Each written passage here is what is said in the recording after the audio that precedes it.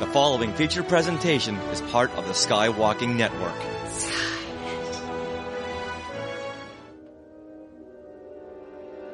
Hello and welcome to Star Warsologies. This is our third bonus episode recorded at Star Wars Celebration in Japan recently. This is a panel I ran along with Fon Davis, who used to work at ILM during the time of the prequels and the special editions. He shared a lot of great stories and pictures, so you'll want to check out the YouTube version of this in order to see all of the visuals. Enjoy! All right, well, since you guys are all seated 8 minutes early, we'll go ahead and get started. I'm Melissa Miller. I'm a science writer and friend of Fon, and just love to help him get his content out. So I'll let Fon introduce himself, and then we've got a short video to play and so many stories. My name is Fon Davis. I am creative director of Fonco Studios in Los Angeles now. I used to work at Industrial Light and Magic between 96 and 2006. So I was there for the Star Wars special editions and the prequels, among a bunch of other indie movies. And then, and we still work for them now. It's just now I run my own company, and we do work for Lucasfilm through my studio in Los Angeles. So I'm going to show this short video first. It'll sort of get us started off. Fon, you want to tell us a little bit and maybe the premise of the panel, and that there's more digital effects in the prequels. Yeah. For those of you that have just caught the new season of Light and Magic, I apologize. You're going to hear some of the same stories. But basically, when we did the Star Wars prequels, we did more miniatures for each one of those movies than all three of the original Star Wars movies combined.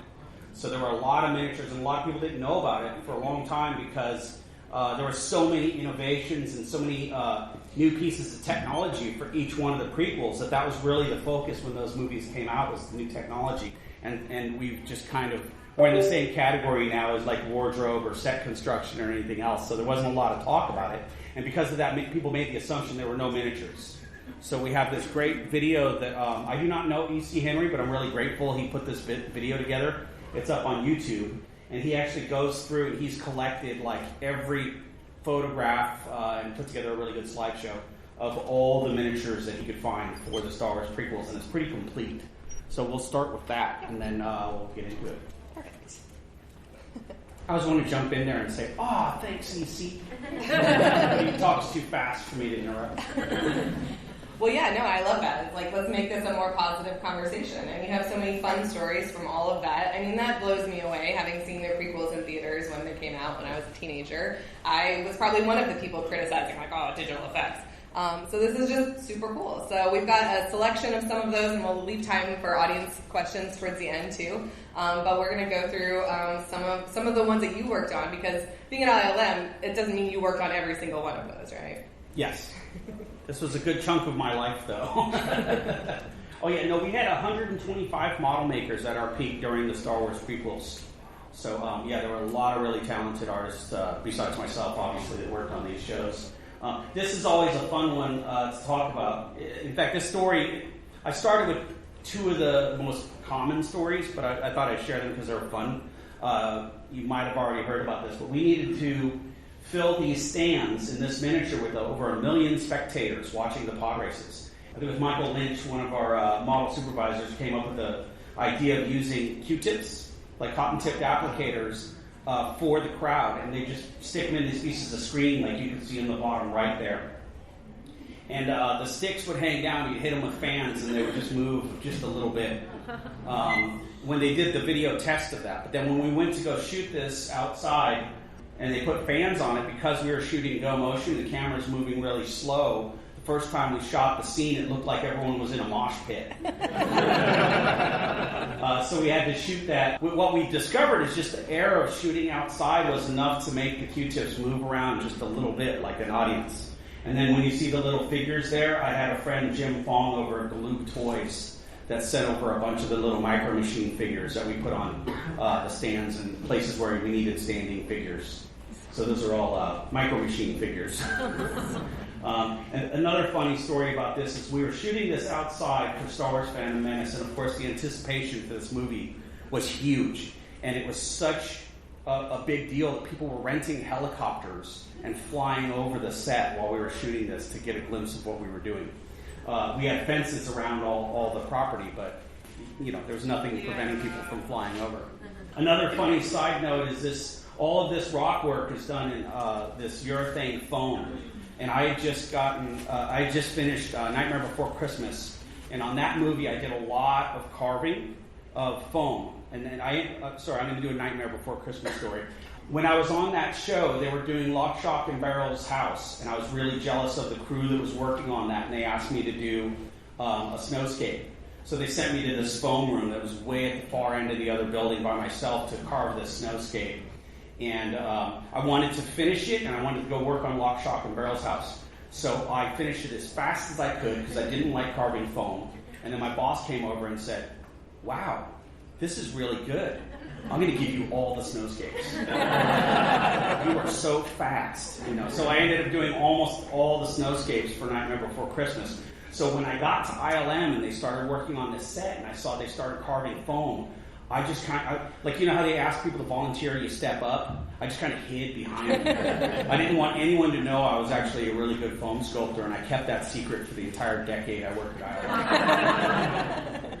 Yeah, I did notice in the video that the people working on the foam are wearing masks and respirators and all. Oh, this stuff is, it gets everywhere. It's like sand. It's like Anakin hating sand. It's the same thing. Urethane foam is sand. It's awful. Gets everywhere. I had one. This was the only one I could really picture I could really find that had any scale in it. And it's literally just a 1990s stereo in the background there. It gives it the scale. I mean, these things are massive. You call them miniatures, but these things are massive. Yeah, this was a lot of laser cut parts to do this one. We used the laser cutter a lot. We used a lot of technology in our fabrication, and that's one of the ways that we kind of prolonged our life working in a very digital environment. We had a whole pipeline developed with the CG department by Attack of the Clones, to where we would actually work directly from the same animatics that they did to create CNC files and laser cut files, and so there was a lot of that bought us time in a very digital age, because we were able to work faster and do higher quality work.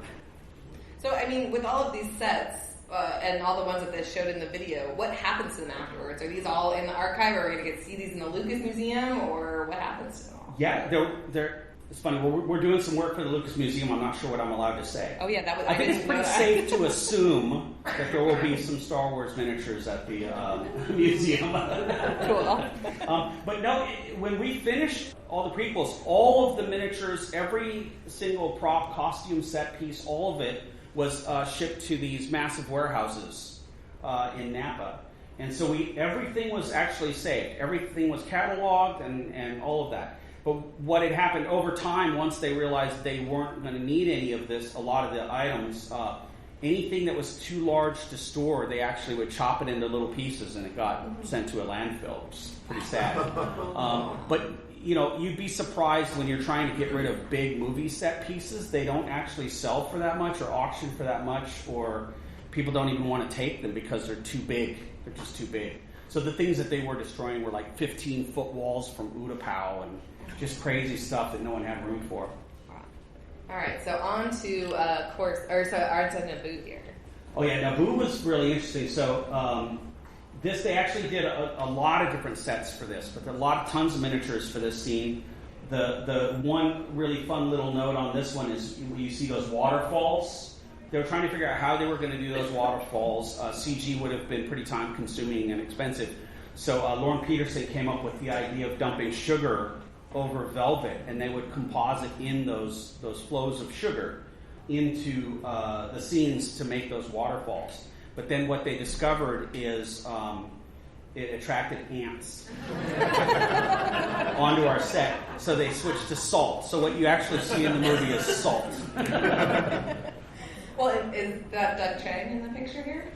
Oh, yeah, that's Doug Chang in the upper right. Yeah, I don't know if anyone went to the Doug Chang panel yesterday. Yeah, gosh, he's amazing. Oh, he was the greatest boss in the world, by the way. Because he was a really, really talented artist himself, if you follow his work. And so to have a production designer and someone at the helm that was also an artist, he really knew how to facilitate our best work. One of the calmest, most mild-mannered people I've ever worked with, which is very important in these very high-stress environments. The deadlines were really brutal. It was a very big challenge to do these movies, and you're working with the best of the best. So you're always just trying to keep up, so. having him around was always wonderful. He would just breathe calm into every space, you know. Yeah, and if you have a vintage What's that? Did you make paper miniature in front? Oh, that was going to be my next question too. Is you'll see it in some of these. There's just like little paper cutouts. Someone drew, this animal for scale. Is that sort of just a normal? Yeah, we used to do that a lot because what would happen is we would shoot. I would actually have a lot of fun with those when we were shooting. I'll give you an example. When we were shooting the Tapoka City hallways, Obi-Wan and one of the Tapoka aliens were standing in the hallway. And they always needed some kind of reference to just kind of show the CG artists what the lighting was like, what that environment looked like. So when they comped in the actors, they knew what the goal was, right? So I would run to Toys R Us at lunch and buy Obi-Wan figures, and then I would have to hack them up and extend them and do weird things to them to make sure they actually had the right proportions of Ewan McGregor. And then they didn't have action figures of all these new characters, so I would have a really good time kit bashing different action figures to turn them into different aliens. And so the Tapoka alien was like a combination of a lot of different action figures, and then I'd taken one and I just built a hot glue neck that was really, really long to make that. One of my stand-in figures actually made it into behind the scenes for Attack of the Clones. There's a bit called Puzzle Pieces that talks about the miniatures and the photography, and my Obi-Wan figure that I made is riding on the camera. They kept it in the camera department for quite a while, just riding on top of the camera.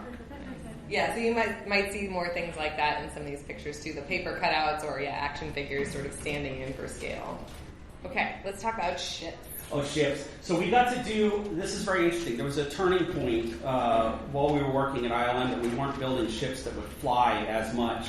But lucky for us, anytime they needed to crash or blow up, we got to build spaceships to crash and explode. So the majority of the spaceships we did after, I'd say, Phantom Menace were all destroyed in very dramatic fashion. Sounds fun. And people always ask, is that like heartbreaking? You spend months working on something like this? No, it's a blast. It's a blast. I think if they didn't shoot it on film, you might be a little heartbroken, but it's immortalized in its exploding, beauty. I would say for any of you, if you ever get a chance to blow something up, definitely do it. with professionals, of course. Right, yeah. Oh, this was explosions. Yeah. So this was the first time. Okay, so before I worked at ILM, I did a lot of work in stop motion and all these things, but I had never worked on a high-speed photography explosion scene before.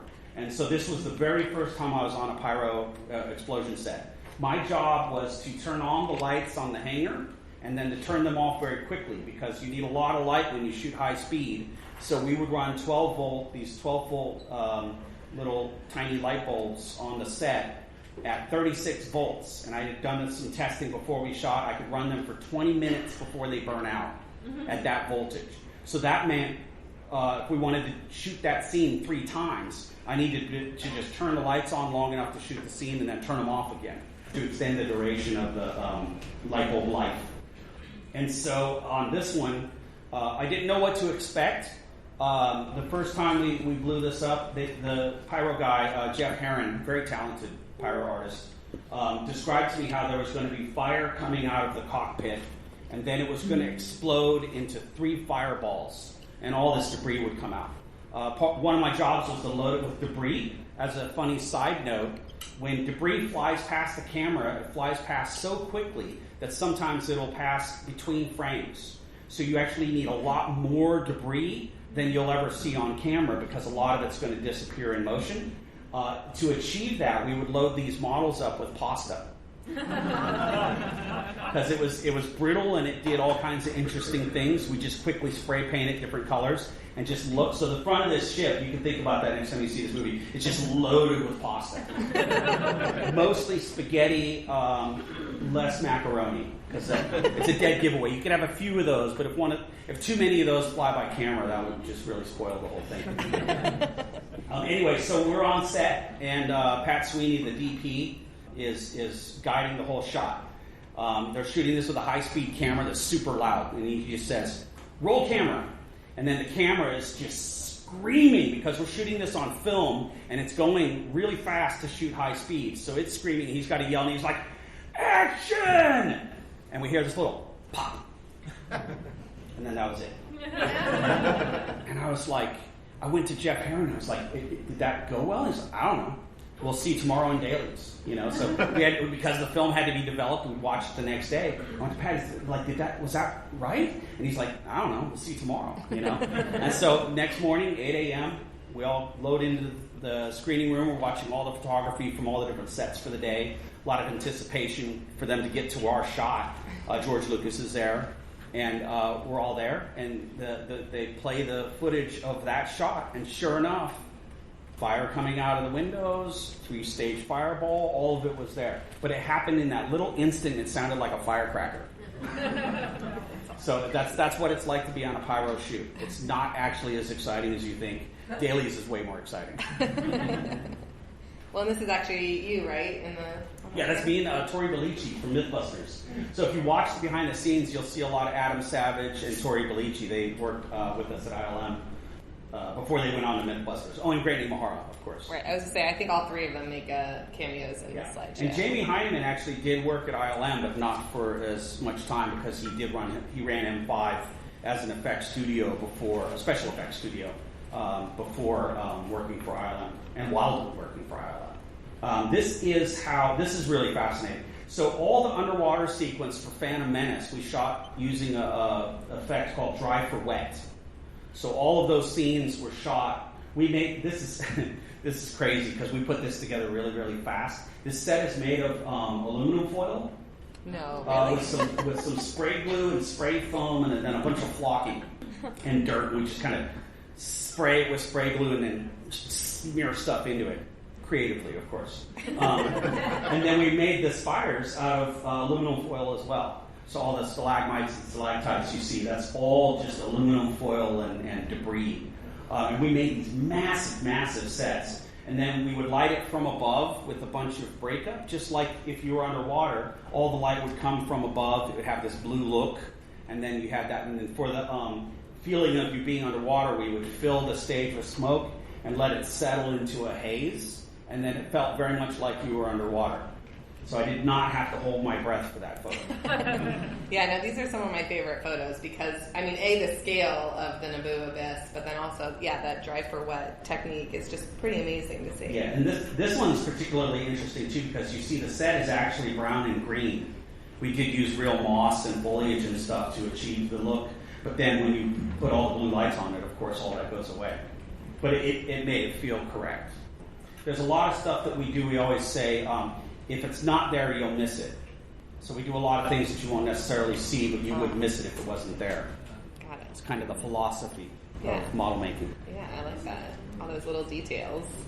Okay, so this set I did not work on, but there's a great story behind this. This was shot on our Windward stage, which is the largest stage we had. And there was a number of different Tatooine shots, the Tusken Raider village and these dunes and all these scenes. Anytime they had a desert scene, we'd do these giant sand dune sets on this stage. And there was a hole big enough for cats to get in into the building for like... You can see where this story's going. And so if you were ever lucky enough to work on one of these sets, you might be reaching through the sand and kind of arranging things and find a little cat treat.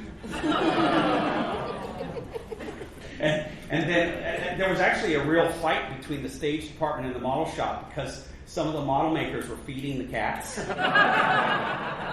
And the stage guys, of course, were like, don't do that. Yeah, I like that. You didn't work on that one at all, but we had to tell the cat poop story. Yeah, you got to tell the cat poop story, right? This is Padme's apartment. So this one was, it's notable because it was the very first miniature we ever shot using digital photography. So this is for Attack of the Clones. We had shot Star Wars Phantom Menace on film. Attack of the Clones was going to be the first all digitally shot movie. We would always convert the film to digital, and then they would do the visual effects before this movie. And it was shot in HD. And of course, we had never experienced HD. We had no idea what this was going to be like. These were the only 2 cameras in the world capable of shooting a feature film in digital. So no one had worked with it before, and we kept hearing how sharp and how crisp and how perfect everything is in HD. It's high definition. And we used to hide a lot in film grain.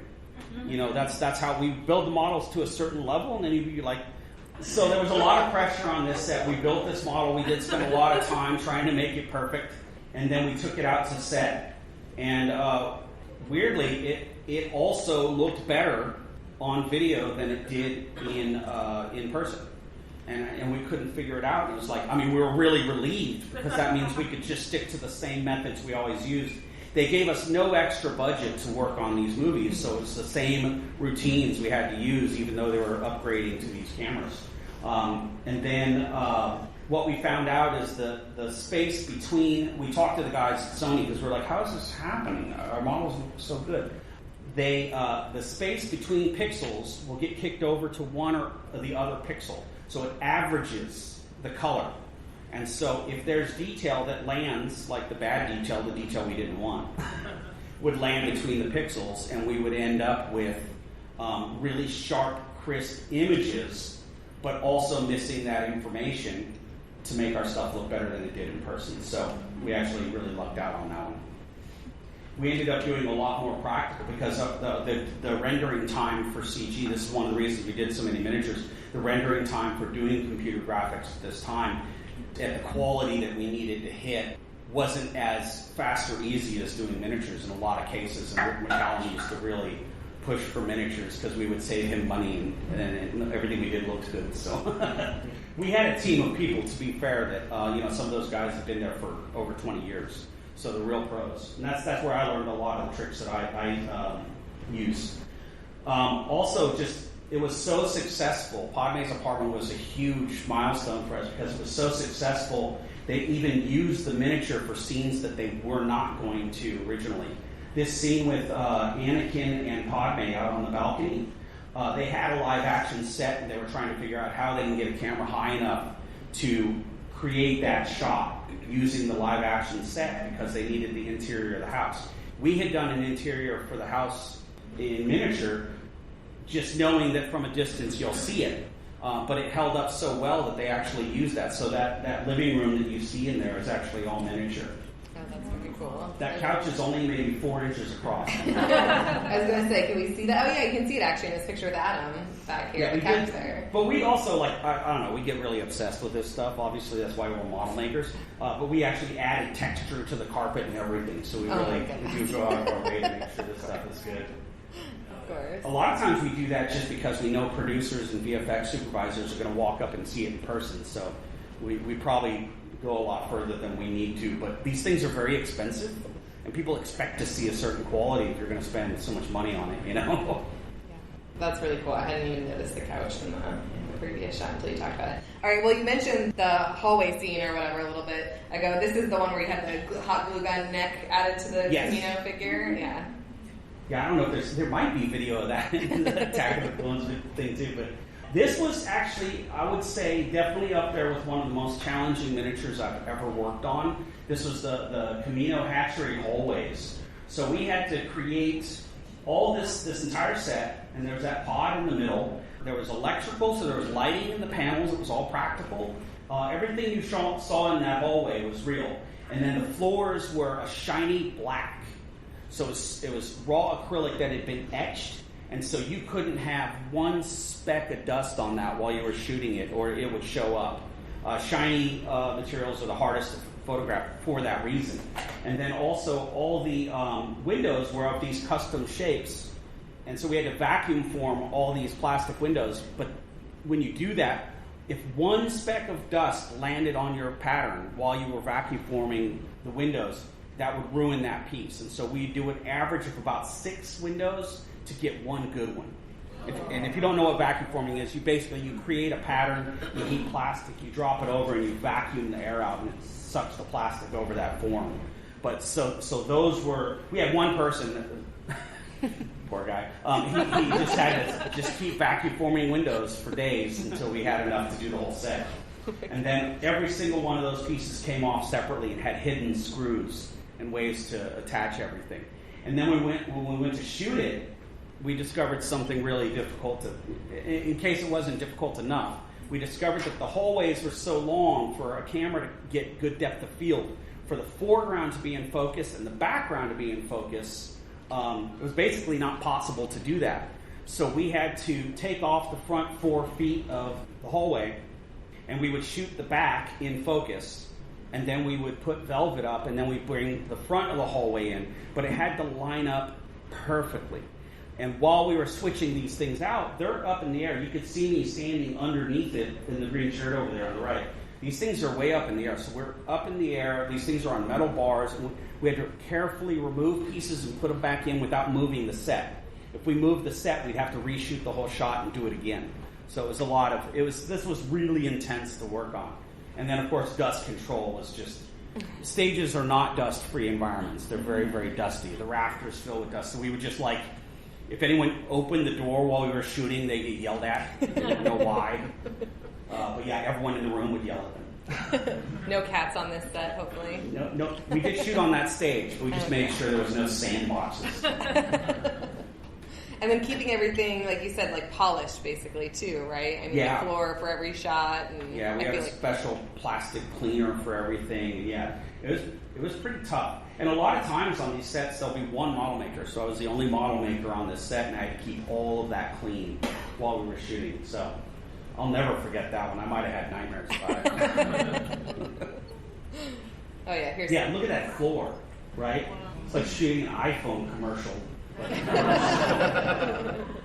And see those little gray dots? So on the right side, those are just little stickers. We used to make stickers and we paint them out of vinyl, just these little round stickers. And that's how we hid the screws. So if you pop those little stickers off, you can get to the screws to remove that piece of scenery. Yeah, cool. Next time you watch Attack of the Clones, yeah.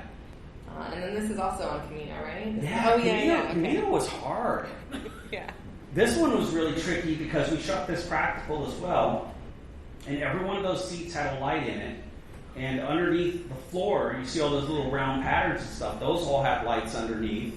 And then we had lights behind the windows. And then somehow we had to build a structure to support this set without getting in the way of any of those lights.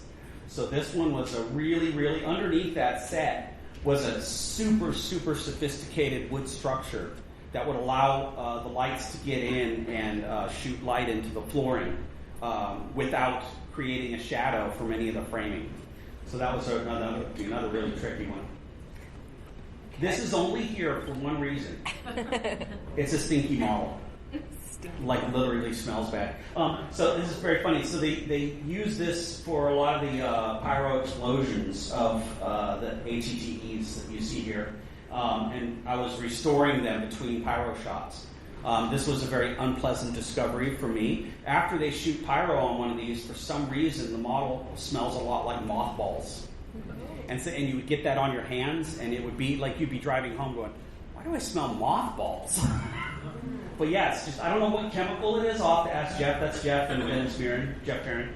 I never did ask him why they smell like mothballs, but if you ever smell mothballs, they don't smell good. And so those models, they could probably never display them anywhere because they would smell terrible. But they would not get moths.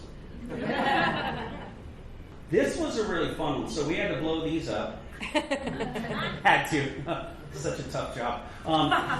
So we had to blow these up and drop them on the set for Attack of the Clones. These were parts of the Federation you can see them ships here. Yeah, so that explodes, and then you see those fall towards camera. These were really fun because we actually made giant models, and then we made molds. We cast these big things, these big fuel tanks. And this was a cool technique because we would do a really thin layer of plastic, and then we would lay in metal foil. So not like the foil you get like at the grocery store, but something a little heavier. And so when this thing would explode and crash, it would act like real metal. So that was just a really fun kind of technique. Yeah, no, that makes sense because it would obviously, blow up totally different if it was much thinner. That's cool. And I see a bunch actually in the background of this picture. How many of the you made? Yeah, pyro. Typically, what we would do for pyro shots back then was we would build enough for 3 takes. Okay. Yeah, 3. And then basically while you're shooting, sometimes you end up with extra pyro models because we would shoot it maybe once and then we'd get the shot, everyone loved it, and they're like, well, why waste time shooting 2 more? So some of the models you see on display sometimes, if they look a little janky, probably pyro models. Because we would have to build them so they would, we wanted to control how the destruction happened. So we would build these and we would pre-break them in the way that we wanted them to break during the explosion. Ooh, Mustafar. Mustafar. Okay, so I did not work on this set, but I think it's worth noting. It was one of the largest miniatures we ever built for a movie. This is for Revenge of the Sith. So a lot of the lava scenes we shot on this. This was all carved foam. That's why I didn't work on it. And then they had these acrylic rivers with red gel underneath, and they would light it, and they would pour. This is the interesting part. It was a thickener for milkshakes called methyl cellulose. They'd mix that with water, and they'd make these giant vats of methyl cellulose, and they'd sprinkle cork that was spray painted black over the tops of those. So all those lava flows are just illuminated milkshakes with cork in them. I always love those tricks. Those are my favorite tricks, and I think people can appreciate when you do things like that are not what they appear. Those are always the funnest tricks. But yeah, that's how we did that scene. That's cool. Milkshake goo. It's Yeah. the same stuff they did slime for Ghostbusters. Oh, With okay. that same material. Anytime we needed slime, it was always methyl cellulose. Okay. Yeah, was anyone here for the Science the Revenge of the Sith panel right beforehand? Okay, yeah, we talked about the volcanologist was like, well, it's not really quite as dense or as viscous as like lava that he sees in Japan or you'd see in like Hawaii or something like that. It was closer to water, but I'll tell him now. It's more like milkshake. Yeah, more like that. But it was more slimy because it wasn't mixed with potato like McDonald's does. I'm kidding. I don't know if you know the reference, but anyway, we did have to worry about it. If it dried out, it wouldn't flow as quickly, and so you had to use it within a certain amount of time. It was actually a real pain in the rear to shoot, but it was still easier to do this than creating those flows in CG. And then we've got some Utapau shots as well. I really didn't understand the scale of this until the video and then these pictures.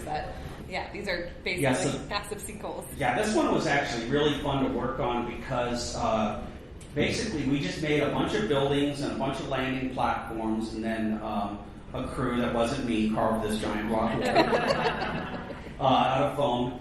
And then for that whole chase scene where you see Grievous going through all these expansive tunnels, that's all shot on this one set.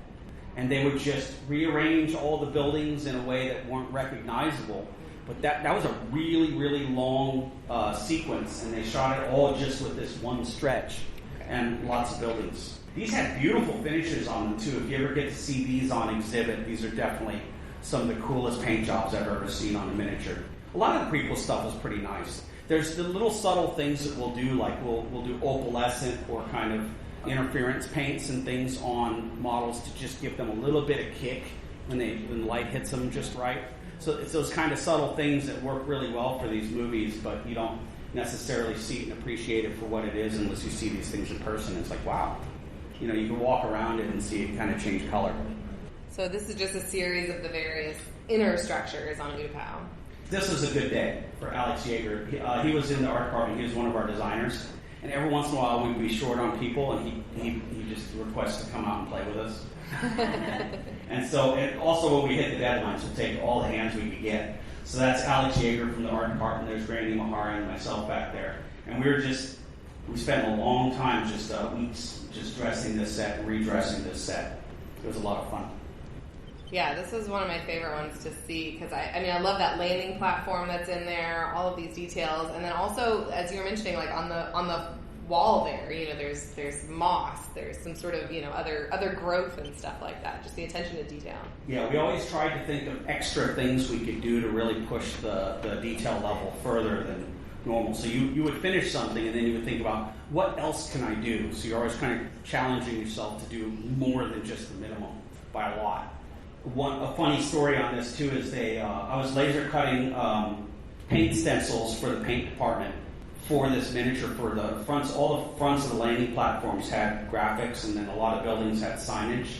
And so I was given an alphabet from Alex Yeager, the Utapau language alphabet, and I was like, well, do these letters mean anything? And he's like, no, they're just made up symbols. They don't mean anything, so you can use them in any order you want.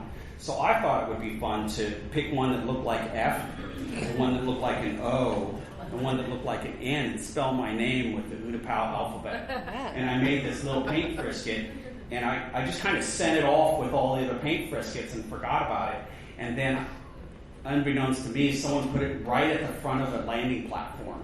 And I was terrified that was going to end up in like one of those really hero shots you'd see on the front of the platform and say Fon. Yeah. And that would be my last day working at ILM.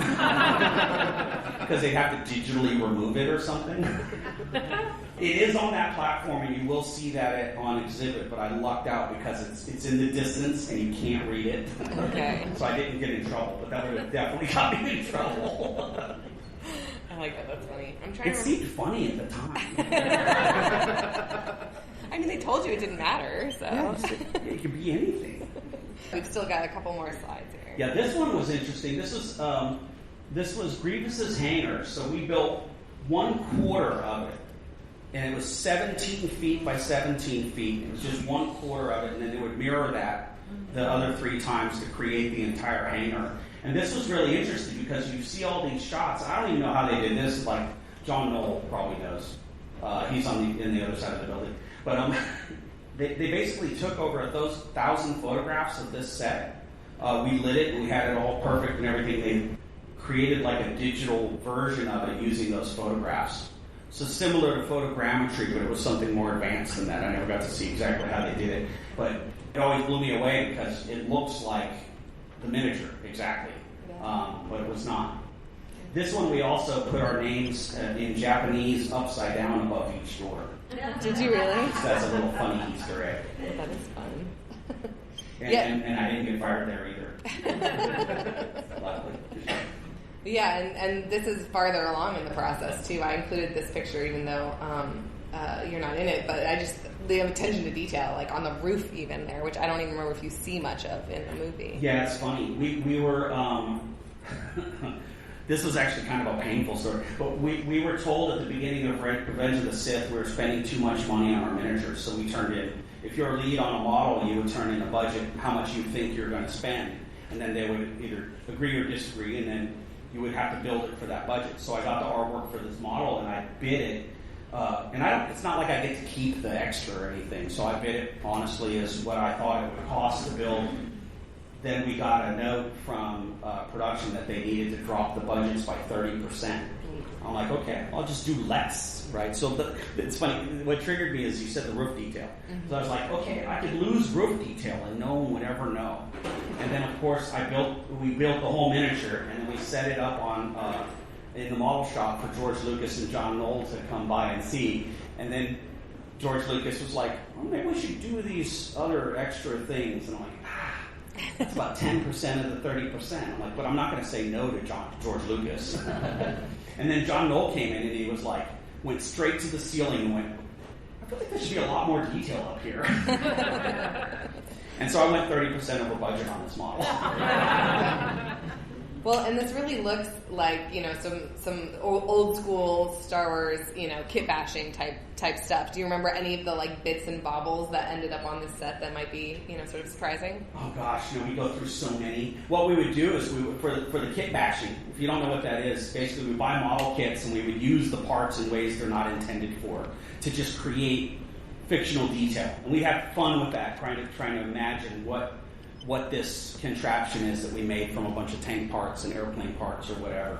And so for this, obviously, we had a lot. We did have some artwork, so we tried to follow that, but we would, whenever we could, we'd grab something off the shelf and just glue it on. And because there were so many repeating parts, we would actually create those and then make a mold and cast many of them. So this is not one of the sets, but it was always really amusing or fun if you created a miniature and you kind of kit bashed pieces, and for you it's really easy, and then you find out in live action someone had to make that for real. Oh, right. Giant. And we'd see those things on set every now and then. We're like, oh, yeah, I feel a little bad. I just grabbed that from a box. But we would just bust out. We would just go through the kits and we never knew what they were from because we would just go through the kits and break as many pieces off of the little model trees as we could. We'd fill a bowl or a tray. And every model maker that did greebling had their stash that they keep at their desk and hide it. Don't touch my greebles. That's really funny. Okay, I think this might be the final. I still have my little tin of greebles. No one's going to touch it. Okay, call him. Oh, this was amazing. This was a once in a lifetime. So when we were working on Revenge of the Sith, they created this top scene here that you see in computer graphics. And This is an Order 6060. Is that what I'm yes, saying? yeah. Dead That's a young bunch ladies. of dead young ladies. Sorry. I'm sorry. I know it's gruesome. So, but that's my job. Sometimes you gotta, a couple younglings.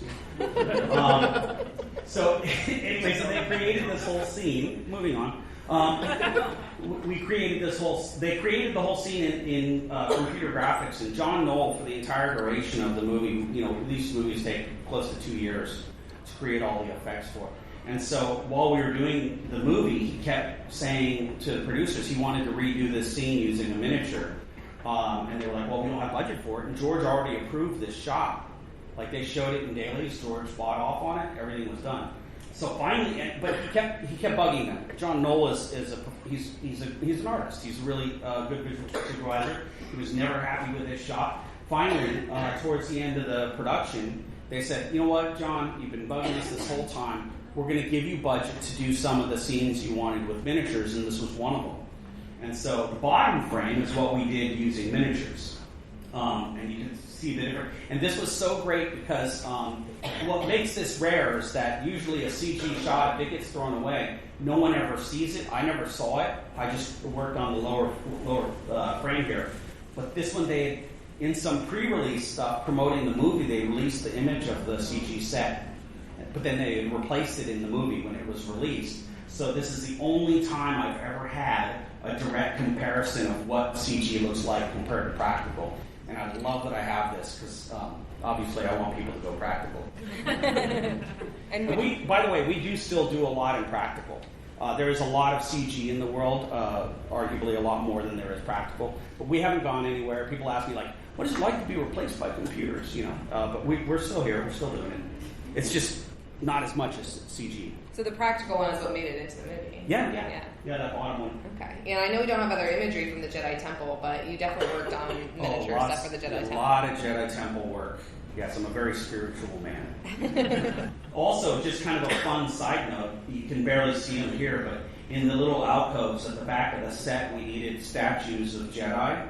And again, Toys R Us was right in the corner, so I went and bought chess pieces. Like, I bought a bunch of Star Wars chess sets, and so the Jedis are all chess pieces. There you go. Well, and I never really noticed until looking at this picture for so long that the columns there have definitely like a lightsaber hilt, aspect to them or something in the Jedi Temple. Yeah, those are all Doug Chang Art Department designs. Yeah, okay. Yeah, and then Richard Miller sculpted the statue.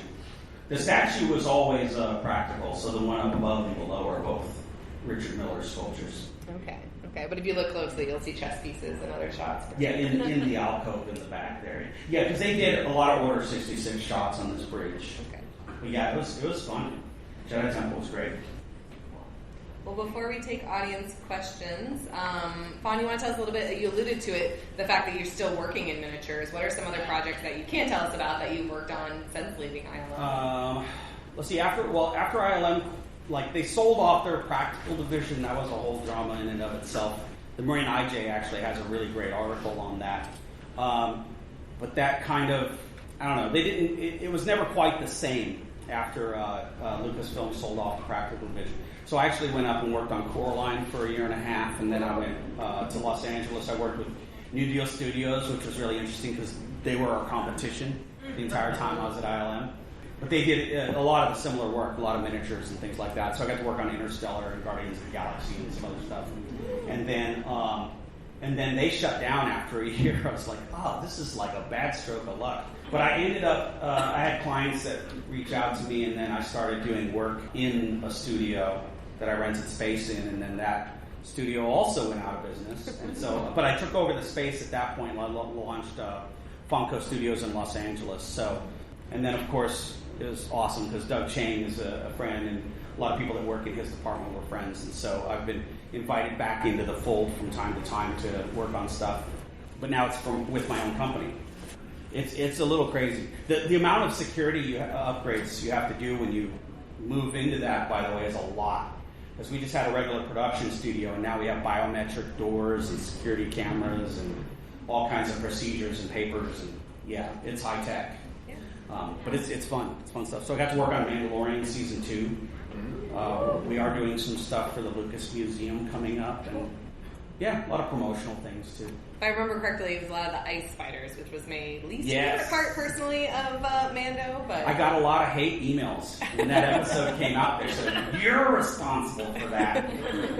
Yeah, we did full-size baby ice spiders for camera, so that again, you need reference for the CG artist to see what that would look like on camera. So we made these really nice ice spiders, and then since we had the molds to make the ice spider stand-ins, we also made a lot of the ice spider legs that are just kind of littered about through that scene.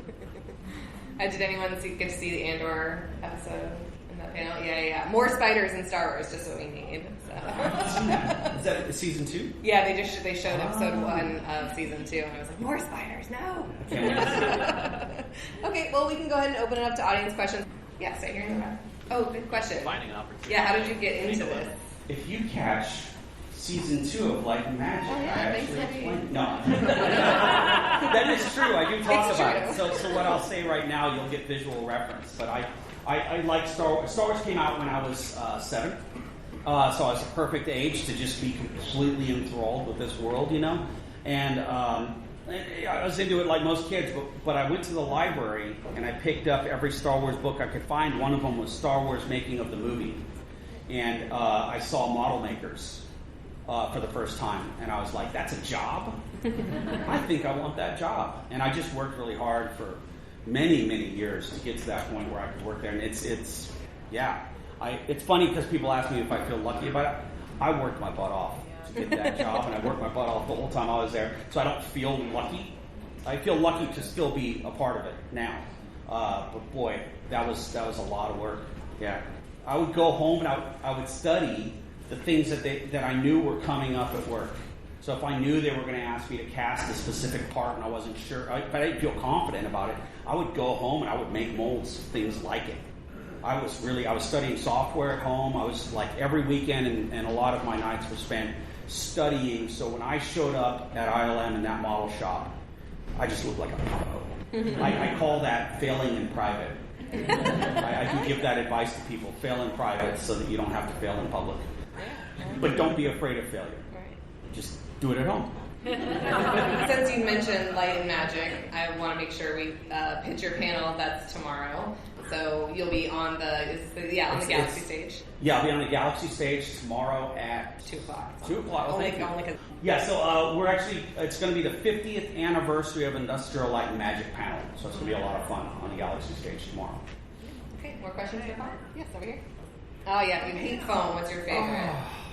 I really enjoy, I don't know, there's certain things that just never lose their novelty. I love making molds and casting parts. There's something really magic about like making dozens of a thing you had one of, you know? And I like to really, really make that one part perfect so every single casting comes out just as perfect. If you make something flawed, you mold it 100 times, it's going to look flawed 100 times. So I always take extra care for those things. Laser cutter, I'm always still just completely infatuated watching the laser cutter. It's like a form of meditation for me. But yeah, I think those are my two faves. Yeah, and Fon does a lot. You do a lot of like makerspace panels and stuff like that at other cons. And Yeah, things like I've gotten really involved in education. So I do lessons for the Stan Winston School. I've got a really good one on technology-driven fabrication that just came out earlier this year. And I get into like not just that part of it, but how to run a business as an artist. Because I feel like a lot of the lessons that people teach, they'll show you how to actually do the physical work, but they won't teach you how to do bids and what client relations is like. And so I really do a kind of a deep dive into that before I get into the fabrication in my last lesson. And then I have some other stuff that I've released that I'm going to be up-resing and putting on YouTube later this year. So a lot of educational stuff. I do that for a lot of reasons. I want to give back, obviously, because people sharing their knowledge with me is why I have such a good career. But also it's like we need a lot of people in the industry and not a lot of people are pursuing practical. So if we're not out there actively training the next generation of fabricators, then we're not going to have ability to do the work that we do. Yeah. Okay. Any questions? Yeah. So you were saying earlier that you still do practical work. Yes. Do you find yourself doing more CGI work as well at the same time to complement them, or are you just solely on practical? We do. We actually don't touch any CG like computer graphics, Final Shot. I guess I shouldn't say that. We very rarely do it at Fonco Studios. But what I have learned through the years is you have to integrate yourself into that workflow. So we'll do a lot in virtual production now. So we'll create physical props, we'll do the photogrammetry, we'll do scanning and things like that, so that we can hand those assets off to the CG departments. So we do create assets for CG using practical. That's kind of our way in. And then also being able to take the CG models that they create and turning those into physical props and costumes and things like that. That's really important, to have that workflow to go back and forth. So I've watched Tron a lot. Sorry, just to follow up on that, do you use 3D printing at all? Or is it still old? Yeah, it's funny. I would say like 10 years ago, people would ask that same question. I'm like, it's another tool. It's another tool that you use, and there was nothing kind of remarkable about it at that time. But as time goes on and as 3D printing materials become more durable, as the detail gets greater in the prints, as the printers can handle larger items, especially, is a really big deal for 3D printing. We use it all the time. You know, I would actually even go as far as to say that the kind of work that we're doing these days, we couldn't do it without 3D printing now. It wasn't like that a decade ago, but it's become that important. But we have like some pretty fun machines at the studio. We have ones that don't require cleanup that can print in color. And we can print flexible or rigid materials. We can print translucent or opaque. And then, of course, there's like one of the newer things is you can print with nylon. And the nylon printing creates parts that are really, really durable, like throw-on-the-floor durable, which before you used to have to mold and cast all your 3D printed parts because they were too fragile. Yeah, so back to the CG question. Didn't a decent amount of the ILM model makers move into computer? Like I remember Kim Smith when we talked to her. Right, yeah, a lot of the model shop moved into digital. Everyone, I don't know, I got all those warnings for many years. Steve Gawley, I worked with him on James the Giant Peach before I worked at ILM. It was one of the ways I got in at ILM. He just looked me square in the eye and he said, "You chose the wrong career, man." There's Jurassic Park, Terminator 2, and what was the water movie? The Abyss, thank you. So those three movies had just come out. Steve was, we call it slumming it with us at Skellington Productions. And he was like, "You chose the wrong career." And so I started studying computer technology and 3D and all of that stuff, like a lot of us did, thinking that I would have to move into computer graphics at some point. And instead, what I discovered is 3D printing, laser cutting, CNC milling, and all these things we could do, or just even designing stuff in the computer to hand off to model makers or set builders is just extremely valuable. It made us faster and better, and that's how I've actually been able to maintain a career in practical. But a lot of people do move into it. I got my desk at ILM because Howie Weed went into CG, so I'm very grateful. Yeah, in the middle. I wondered with and this might be like back in the day, the miniature sets, once you were done with them, did like any part of them get broken off and used in another scene, or like used in another movie, or like were there anything that could get recycled? Right. Yeah, no, that was pretty common. I mean, well, for the things that you could recycle, they kept all I think there were like 19 R2D2s at the archives, and they would bust those out. I got to make one of the C-3PO costumes that we had created just for video appearances got turned into TC-14. So they chrome plated it and they put it in in Star Wars Phantom Menace. I thought that was really cool because I had worked on the appearance costume, and I was a little disappointed it was just going to be used for promoting videos at like Blockbusters and stuff. Right. And then it ended up in Phantom Menace. So any time that they could reuse something, they absolutely would. I got to wear some of the original costumes from Return of the Jedi to play an extra in Star Wars Special Edition. Right. I got to play a bunch of creatures and stuff because they hung on to all that stuff. So, but the really unique things that they can't reuse, of course, they don't. But there's still a lot of that stuff around. It does go on tour. Exhibits, the Smithsonian does touring exhibits, and it's beautiful work. It's all out there. But now, interesting thing, when Disney bought Lucasfilm, George Lucas hung on to the archives and it's now Skywalker Properties. So now that's a nonprofit organization specifically set up to share all of those original props with the public. And on Force Awakens and all the new movies, they have to create entirely new pieces. They can't use the original things because they belong to a nonprofit. Right, I remember we, at Celebration actually in London, I don't know if anyone came to the panel, that was you, and it also had Lee Towersy on it, who's the droid builder in London, Pinewood or whatever, who was talking about how it drove him crazy, right? Because they didn't have access to that. They didn't have access necessarily to the archives to come and, measure everything, and it was just like having to rebuild these things, recreate them. From photographs. It feels really weird to recreate things that already exist, but that's what happens now. But thankfully, you and other people had, sort of droid builders or whatever, so there is a little bit of that connection.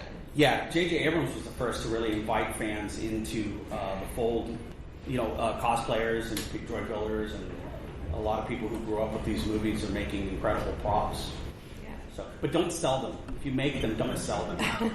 That's when it becomes illegal. And we can't hire people that sell props at our company because we do all this work with Disney.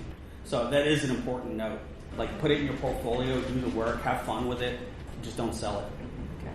All right, yeah. Oh, talking about the special edition. Yeah. Oh, I didn't put those pictures in here, but definitely. Oh, that's right. Yeah. That was the first time I got to work on Star Wars, which was just mind-blowing for me because I'm working on the very same movies that inspired me to get into the industry. It was like a form of time travel. But we did a lot of miniatures. The ones that I worked on specifically were they were having a hard time making the high-rise buildings in Coruscant for the Coruscant celebration look real. And so we had made miniatures with lights and everything in Coruscant. And then that's what I got to dress up as an extra. They're celebrating in front of those 3 towers. I'm in that scene 3 times because they didn't have enough people to fill the whole scene in one shot. You're not the stormtrooper being carried over the ground. No. I forgot about that. That would be painful. We got a couple more minutes if anyone else has any questions. Yeah. Oh, favorite miniature that wasn't used in film. Were there many that weren't used in the films? I guess there was one in that video that was from a deleted scene, but anything you worked on? I don't know that I worked on anything that was cut from the movie. I was cut from the movie. Sometimes I was an extra. Yeah, they shoot a lot of stuff like that, and it's like filler. Yeah, I'm sorry, I can't think of any they spend so much money on these miniatures. They're works of art. I can't imagine them not trying to use them at least a little.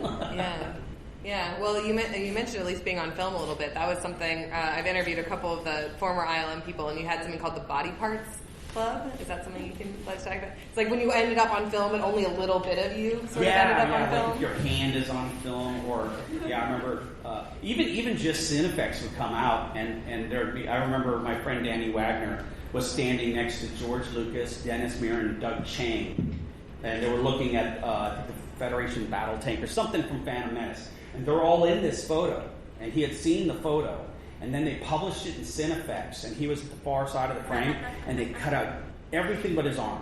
It was like it would have been the best photo to get in Cinefex with, and it's just his arm. That's great. Wrapping up here quickly, you're going to be on the Galaxy stage tomorrow at 2 p.m. Yeah, and then that'll be a lot of fun. If you were at the Revenge of the Sith Science panel, this panel is also being run by the same person, James Floyd, in our podcast, Star Warsologies. All 3 of these panels will be up as podcast episodes once I finish my vacation in Japan and edit them. So feel free to check us out and share them with your friends and family. And hopefully we'll see you at the next celebration.